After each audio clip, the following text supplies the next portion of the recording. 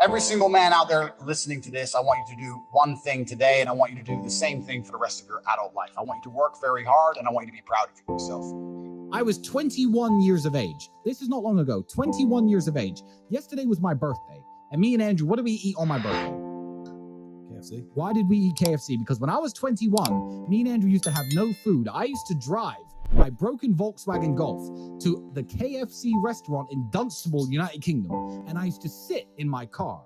And you couldn't ever eat anyone's leftover food if they ever had their mouth on it. But at KFC, they used to buy buckets.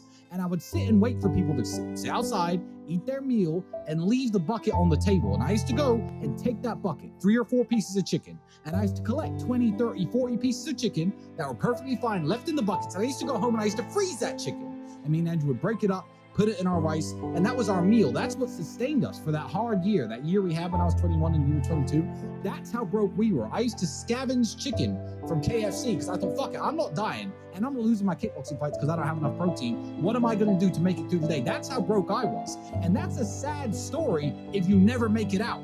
And I said to Tristan, look, I owe us 70 grand. So I'm going to lock myself in my room, and I'm not going to leave till I've made it. And this is a long time ago now. So this is maybe 10 years ago. Think about 10 years ago. There was no Twitter, no Instagram, Facebook a bit, MySpace. Oh, yeah. This is the beginning of the internet. Like, the idea of making money online now is so common, but back then you didn't know all these entrepreneurs selling stuff and Instagram, none of that. I didn't know anybody who made money on the internet, but I was determined to find a way to make money on the internet. And the story is, and this is a completely true story, I'm sitting with my brother and I'm like, how can we get rich? You know what's amazing? Now I have money. Lots of people always ask me, how do I get rich? And I say, when's the last time you talked about money?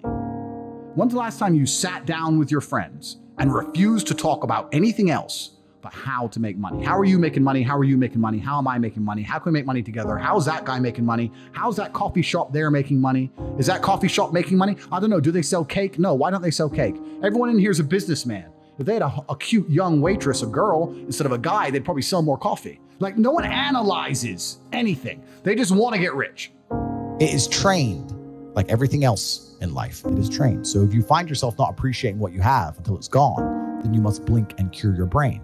If you find yourself unable to focus or concentrate on tasks, you must blink and cure your brain. If you find yourself unable to go and dedicate yourself to something you don't want to do, you must blink and cure your brain. Because all of our minds have been under constant assault for years. The way the mind functions, the way people interact has changed so significantly in the last 10 years you wouldn't believe. If you go to a party today as opposed to a party 10 years ago, they look completely different. People are acting differently. People are on their phones now than ever used to be.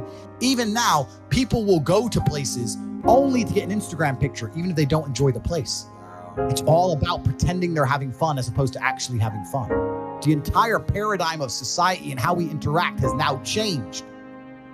The only person who can ruin that is you. Most of you are happy to be losers part-time. You want to escape. That's why you join. You don't want to be a loser anymore. But then that new video game comes out. I'll just play the video game. I'll just be a loser for 2 more weeks. Then I'll get back to trying to escape the matrix. It doesn't work that way because you jump in and out of complacency. From I'm happy to be a loser and do loser things to I can't be a loser anymore. When you jump in and out, you never get momentum.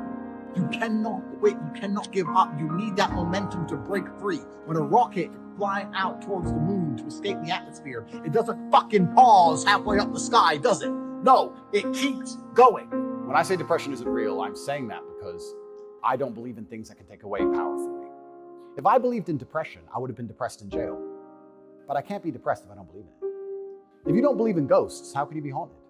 You have 2 people in a haunted house. One believes in ghosts, one doesn't. There's a knock in the night. One wakes up, calls an exorcist, is terrified, looks for a ghost. The other guy doesn't believe in ghosts. Knock in the night, goes back to sleep. It's the belief in the ghost that gives it the power. If I don't believe in depression, the number of people who would attack me defending depression, this is why I didn't understand. Right. You say depression isn't real, but depression's ruined my life and it's super real and it's ruined my life and I lost my marriage. I'm like, if I told you it wasn't real, you should be coming to me saying, tell me how it's not real. Please help me with my depression. Why are you trying to convince me that it's real? Why are you sticking up for it? And why are you defending depression? And why would I adopt the thinking of someone who's sad? Why would I? You're going to convince me to take your worldview. You just told me your wife left you, you're fat, and you want to kill yourself. And you want me to sit here and go, with my perfect life, and go, you know what? I want to think like this guy. So to be a successful man, because let's break this down a little bit further. Success is the most overused word. Because we talk about success, but this guy, he's really successful. These motherfuckers are successful. So let's say I'm working at a company. Yeah, I'm the big boss. Let's say I'm a guy, I go college, I go university, I go to this company, I work. I become a manager. I'm on $150,000 a year. I got a company BMW, and I wear a suit, and everyone at my job does as I say. By all measures, I'm successful. But here's the truth. When I leave that company, no one gives a fuck about me.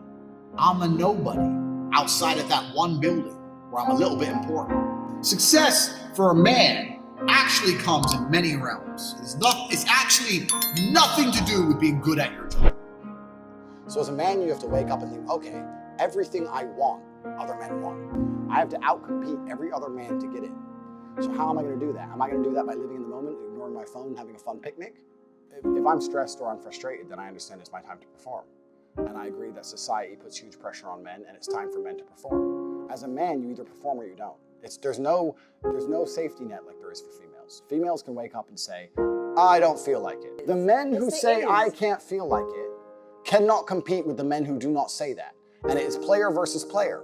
The man who goes to the gym every single day, regardless of how he feels, will always beat the man who goes to the gym when he feels like going to the gym. I have a mental health issue today. I'm sad today. I'm stressed today. I'm emotional today. I can't work, because you will lose against the men who don't do that. And the male world is more competitive than you could possibly imagine. And as a man, you have to outcompete the other men who are prepared to get up and do it anyway. That's how it works. There's no such thing as saying, I'm sad, I need 2 weeks off. Not as a man if you want to be important. You have duties.